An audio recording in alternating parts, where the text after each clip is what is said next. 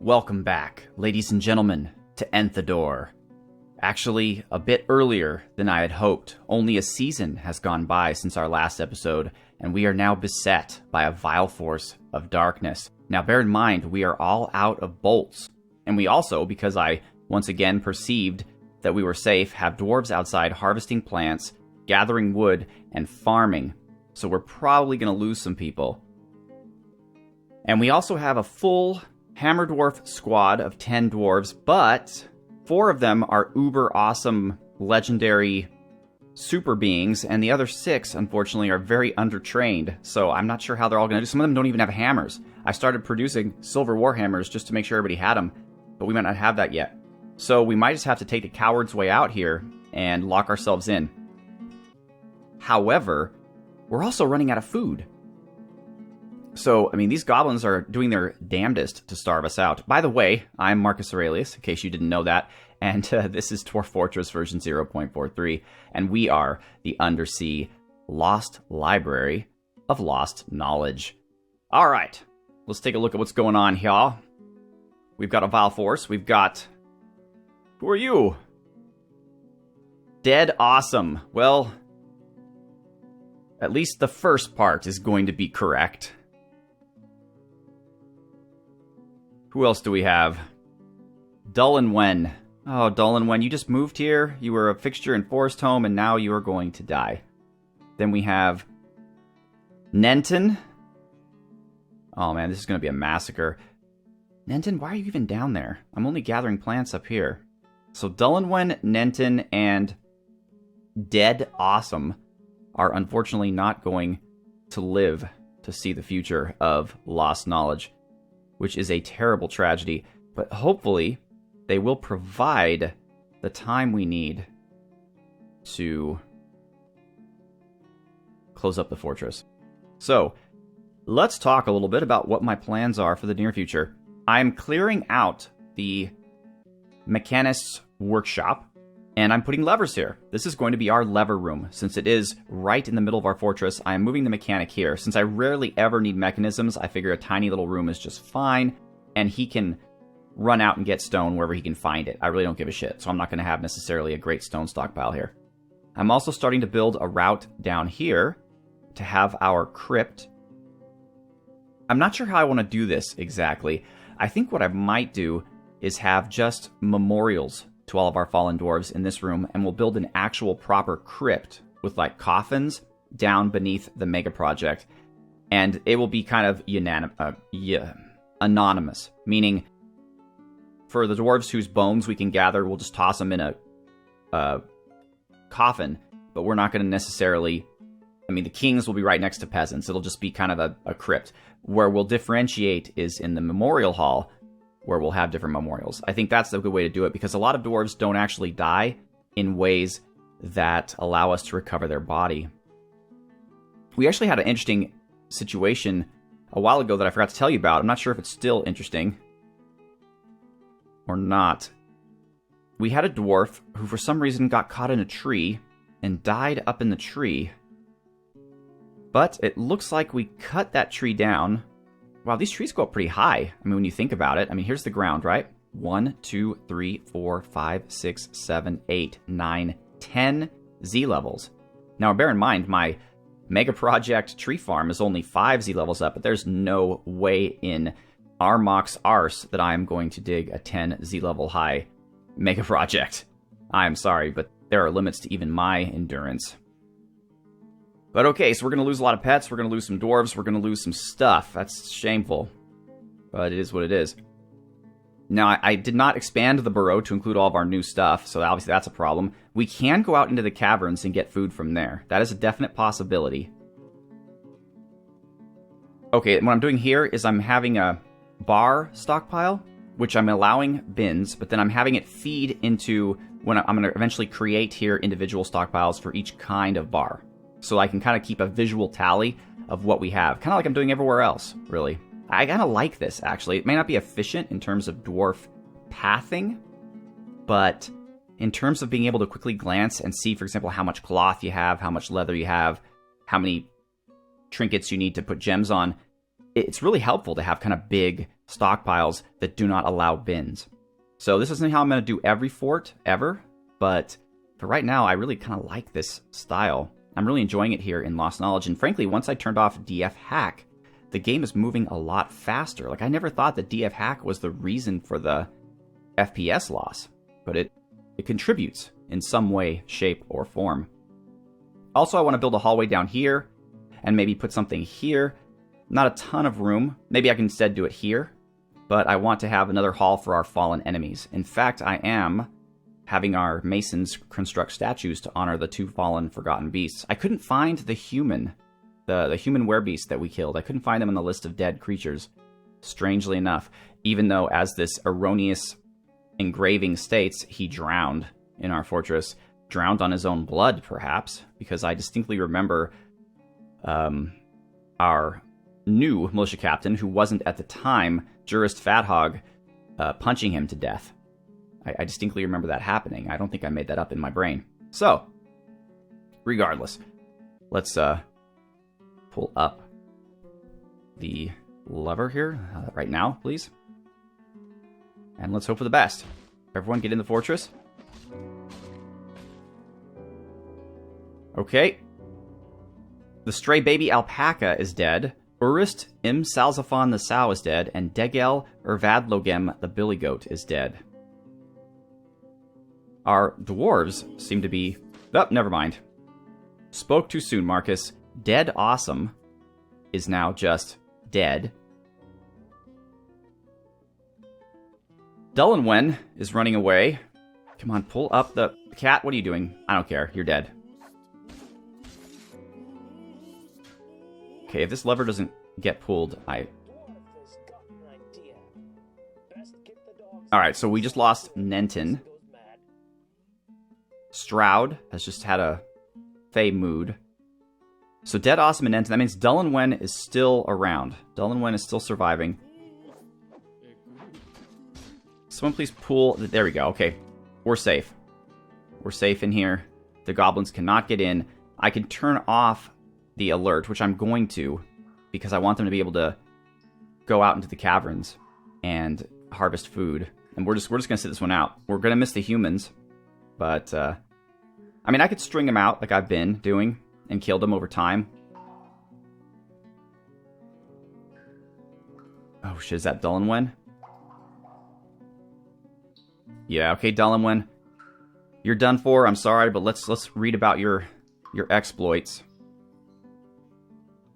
Alright, the goblin axeman collides with Dulinnwenn. Dulinnwenn is knocked over. A silver arrow strikes Dulinnwenn in the right lower leg, chipping the bone. The goblin axeman stabs Dulinnwenn in the right lower leg. An artery has been opened by the attack. A sensory nerve has been severed. A copper halberd tears the muscle of Dulinnwenn. The copper halberd is lodged firmly in Dulinnwenn's wound. She's being hit left and right. It's like, you remember that scene in Lord of the Rings, the Fellowship, where Boromir just gets bolt after bolt after bolt, like sticking out of his chest? Well, that's Dulinnwenn right now. It's just bolts and arrows and, oh man. The goblin kicks her in the foot, just to add insult to injury. Another bolt strikes her in the leg. Another arrow strikes her in the leg. Dulinnwenn just won't give up, though. Dulinnwenn, despite not having any military training whatsoever, is like, I was attacked. You will know my ferocity. And the goblin apparently is really put off by this because they're all missing. The maceman misses, the spearman misses, the pikeman misses, the lasher misses. So, okay, and Dulinnwenn's jumping away. She's not trying to fight back, but she's being very evasive. I have improved my fighting. That was very satisfying. Well, at least she will die satisfied. Which is, frankly, the best that any of us can ask for, if you ask me. So Dulinnwenn falls down. Finally, a pikeman just tackles her, goes down with her, but Dulinnwenn stands up. She keeps dodging. I don't understand why all of a sudden she became, like, super dodger. But yeah, look at this. I mean, she even dodged an arrow. So she all of a sudden, she just got into the Matrix. She's, like, doing really high-tech karate. completely parrying and blocking everything, like Kung Fu Master. Unfortunately, the maceman managed to hit her with an iron flail, but she stands right back up. Keeps dodging attacks left and right. She slams into an obstacle. I guess this is where she fell down into the area where our farms are. Her lower body takes the full force of the impact, but is deflected by her leather robe. Uh-oh, that means that the civilians are taking the leather robes that I'm making for my military. As long as my military get them, that's okay with me. I don't mind, but hoo boy. Alright, but now it's too late for her. She looks sick. She's vomiting. She loses hold of her bracelet because a motor nerve has been severed in her left hand. The halberdier, is chopping into her, embeds the halberd into her. The goblin axeman leaps at her. She's knocked over. She vomits again. Bolts keep striking her left and right. Oh, now we're back to... Wait. Did we go back to the beginning? Oh yeah, we went back to the beginning. Whoops. This is the end. So the most recent thing is she vomits, and she's hit by a silver arrow in her left leg. So she is just... If we could take a quick look at her... Unfortunately, I think we're going to see an ugly story. Let's see. I was attacked. You will know my ferocity. She's terrified while in conflict. She's afraid after experiencing trauma. She feels ferocity after being attacked. She is shaken after suffering a major injury. She doesn't feel anything after seeing Nenton die. She feels satisfied upon improving fighting. Okay, her right lower leg is broken. Her right lower leg is cut open. Her right lower leg is dripping her blood. Her right lower leg is bruised. Her lower body is cut open. Her lower body is dripping blood. Her hand is cut open. Her hand is bruised. Her foot is mangled. Her left upper leg is bruised. Her right lower arm is cut open. Her right lower arm is dripping her blood. Her right lower arm is bruised. Her left hand is cut open. Her left hand is bruised. Her left lower arm is cut open. Her left lower arm is bleeding. Her stomach is mangled beyond recognition. Now, that's pretty hardcore right there, having your stomach mangled beyond recognition. And her guts also mangled beyond recognition. Her lung is bruised. Oh boy. Well, Dulinnwenn, you will go down. And that was the end of Dulinnwenn. You will go down in history as a hero. You know, there aren't that many of them. Only about 100. No trolls. Maybe the trolls have yet to show up. Nobody special. There's some giant flies running around. Maybe the giant flies will take out a goblin or two. Jeff Goldblum floating around our fortress. Alright, let's see how we're doing here. We have 478 drinks, 271 meat, and 298 plant. We're doing alright. Where'd all this meat come from? Where did we get 271 meat? Seriously, though. We didn't trade it with the elves, certainly. Is that the Forgotten Beast? Did we butcher the Forgotten Beast? I'm sorry, folks. This is not important, but I really have to see this. I have to see where our meat came from. Yep, 249 Forgotten Beast meat. I don't know if it's the tick or the ooze-spilling thingamahachi, but wow. I don't know where all this meat was hiding.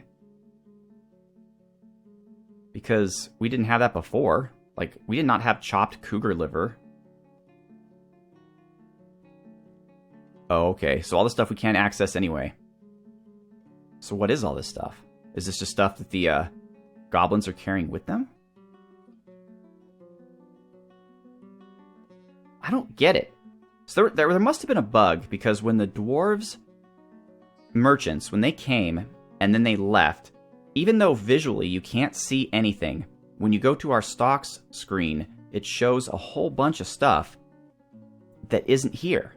Like weapons and meat and stuff. And we don't have that stuff. Like, it's off the map.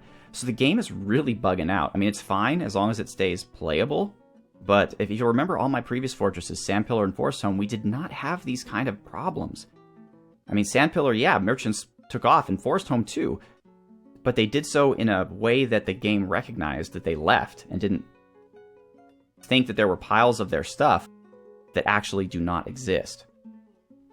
So I'm getting a little worried, honestly. I don't think the game was intended to be played this many fortresses in one particular world. I mean, I think that's the end goal, certainly. I think that's something that Toady wants, but I don't think that the game is really programmed well enough for that right now. I think it's starting to kind of fray along the edges, if you ask me. But okay. So Stroud has claimed a workshop. That is fantastic. Let's think a little bit about what we want this room to look like.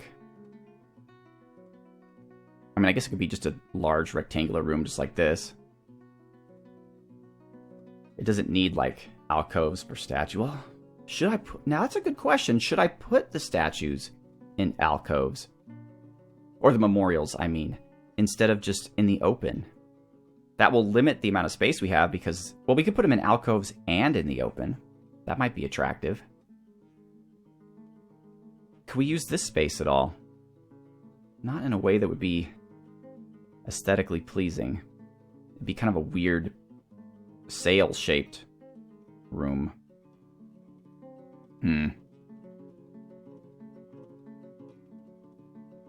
Let's see. We could make it long, like as long as this room. And we can just... Oh, you know what? By the way, while I am doing this, okay, so while I'm here cutting out this alcoves in this room, I'm going to put up on the screen 2 images by Alberto that are absolutely fantastic. I'm going to start with the image that he drew of the last battle we had with the goblins, where our hammer dwarves were just precisionally cutting these goblins. Well, not cutting, obviously, smashing these goblins to pieces. And I love his style. I mean, first of all, look at the beak dog, right? I mean, the beak dog is amazing looking. Like, it looks exactly like what a beak dog should look like, in my opinion.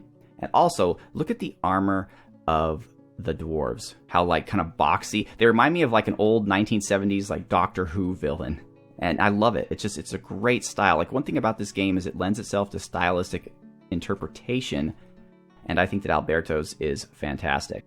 And then his next image is not necessarily related to our fortress or any of our fortresses, but is a common scenario that Dwarf Fortress veterans know all too well.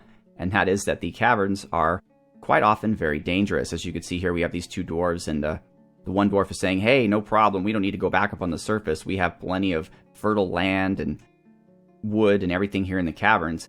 And then off to the right, you see his buddy, who is being dragged off by a giant cave spider.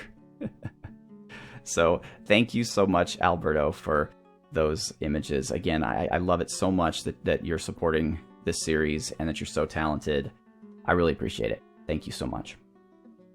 All right, we got 1, 2, 3, 4, 5, 6, 7, 8, 9. So obviously we'll do it. The entrance will be right here in the middle. Am I eyeballing that right? Yes. All right. So actually, let's do a 3 entrance like we did before. And this will be the room where we put our memorials. So we'll start by putting them around the wall. But then we will put them in the middle. I mean, we're not going to lose that many dwarves. I can't imagine. I mean, it would be a horrible circumstance for us to lose this many dwarves.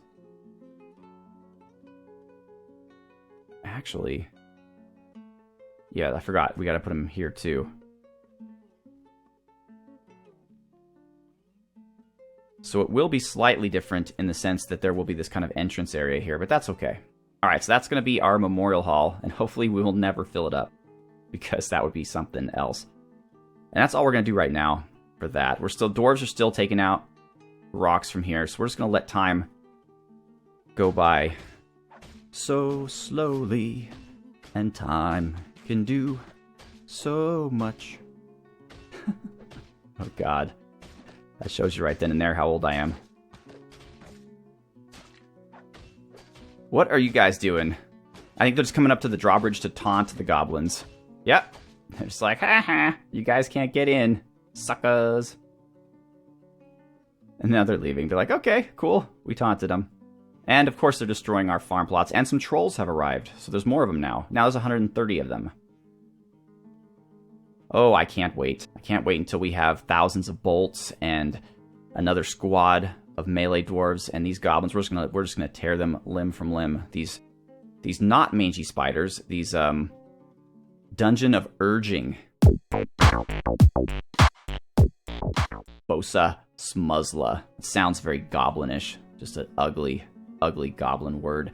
And we have not named the unnamed dwarves, unfortunately. I haven't had a chance. I was trying to get stuff done. These stupid goblins attacked. Alright, they're not taking these bars out of here fast enough. So I'm just going to expedite things. So I can start creating custom piles. Okay, cool. Now, hopefully someone will take care of that. Looks like we're not engraving, or not engraving, but encrusting anything. We have some zircon. Let's see, 1, 2, 3, 4, 5, 6, 7, 8. See, I can see just visually that we have 9 clear zircons. So it's real easy when you have these big piles. And we have... There's 2 different kinds of red. Let's see, one must be red spinel and one's fire opal. So we'll just do the spinel. And of course we're going to do a ton of emeralds, because all that green, that's all emeralds, ladies and gentlemen. This fortress is actually, despite being a place where we're supposed to be able to hide out and build a library, it is very rich. It has native gold. It has emeralds everywhere. It doesn't have a ton of fluxstone, but a little bit. And it has tetrahedrite, which like literally every fort has. But the native gold is certainly something you don't see every day. We're almost about done smoothing out the library. It looks fantastic. Very proud of myself for my work on that. Still out of bolts, of course. I have unforbidden a number of bolts, but it looks like they're just leaving them there. It was kind of weird because I unforbidded everything. Unforbidded? Is that a word? Unforbade? I unforbade all of the stuff I could find, but apparently there's still stuff here, and the way I found it was just by going from one tile to another and looking. Like, there's a iron shield here that I'd like to melt so that I can make some iron armor. There's a copper helm, which I forgot to unforbid and melt. Let's do that. And a bismuth bronze bolt, which I'm just going to unforbid, but I'm not going to melt. Hopefully one of our Mars dwarves will pick it up, and so on and so forth, and that's how I've been doing it. Alright, let's take a look. No more forgotten beasts here. They did a pretty good job killing each other. But what I'd like to do is gather some plants. Let's just hit up this little plateau that we start out with. Someone said in the comments that they think this is a magma pipe. I guess it could be, but the way I understand magma pipes is they actually open up into the floor of a cavern, like they're open air, so to speak. So, I mean, it is a strange shape, and you're probably right, but I'm nervous I might actually dig into it. Regardless, let's get some wood here too. Now, I wonder if I do it this way, if it'll include the tops of the trees. It does. Interesting. Interesting. I don't know if I want them to do that, actually. I think I might want to limit... I don't even need the wood really that badly right now. I think I want to limit my exposure here to creepy crawlies in this cavern. So let's not do that. That's so weird. Like, how would they do? Would they try to climb the tree and just cut it down from the top? Or does that instruct them to go all the way to the bottom of the tree and try to cut it down? That is very interesting. You know, you could play this game for 1,000 hours and always learn something new. That's why it's my jam. That's why it's my jam, ladies and gentlemen. Alright, anything else cool and different and new and lovely? We have Sombith Zephon, the Executioner of Fountains, a granite amulet. Now, I don't know what Fountains ever did to the creator of this, and who it doesn't, of course, say. This is a granite amulet. All craftsmanship is, of course, of the highest quality. It is encrusted with single-cut amethysts and encircled with bands of zinc and square brilliant-cut amethysts. This object is adorned with hanging rings of granite and diorite and menaces with spikes of alpaca wool, because nothing makes me think menacing than alpaca wool, certainly. And emerald. On the item is an image of Cadol Glenvessel the dwarf and dwarves in zinc. Cadol is surrounded by the dwarves. The artwork relates to the ascension of the dwarf Cadol Glenvessel to the position of Baroness of the Oaken Flags in 106. 106. That was, well, a while ago. I think that was before we even came to this world. On the item is an image of Splattered Savage, the Koboldite crown in gold. Then we have Oddkish Zathud, the Fern of Judges, a pigtail cap. This is a pigtail cap. All craft store ship is of the highest quality. It is studded with zinc and fine pewter and is made from pigtail cloth. The thread is midnight blue with dimple dye. That's weird. We didn't even have dye. Huh. This object menaces with spikes of pigtail. On the item is an image of covered molten, the bulky carambola wood crossbow in diorite. On the item is an image of quarry bush. Okay, nothing wrong with quarry bushes. Umermot Med Tobanesh, or Blush Strange, the Blockaded Confederations.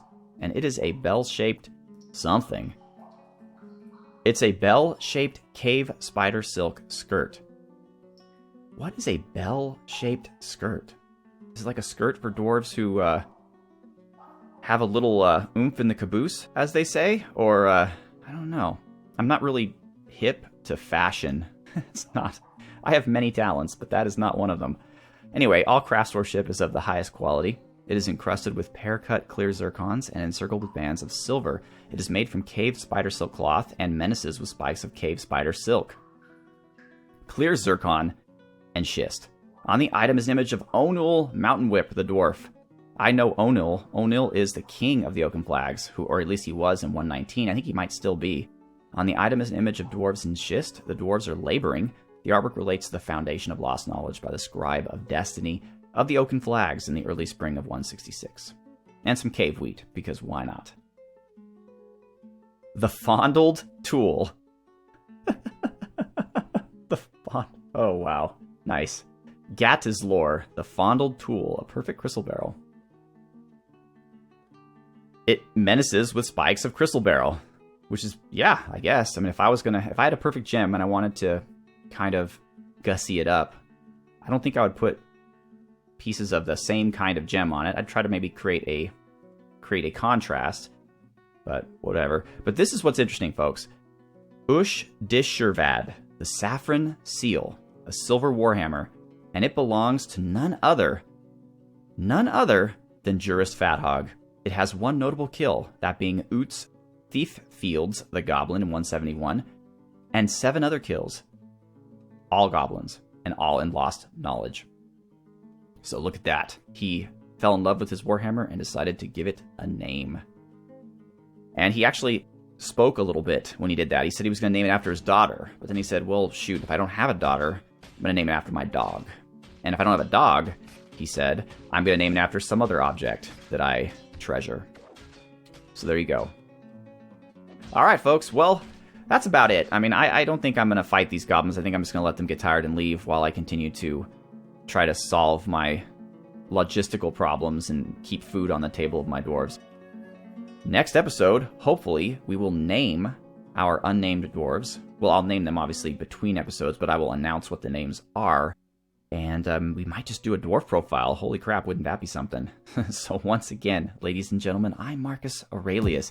This is the Tales of Enthador, the undersea fortress of lost knowledge. I'd like to thank you very much for watching. Have a good one.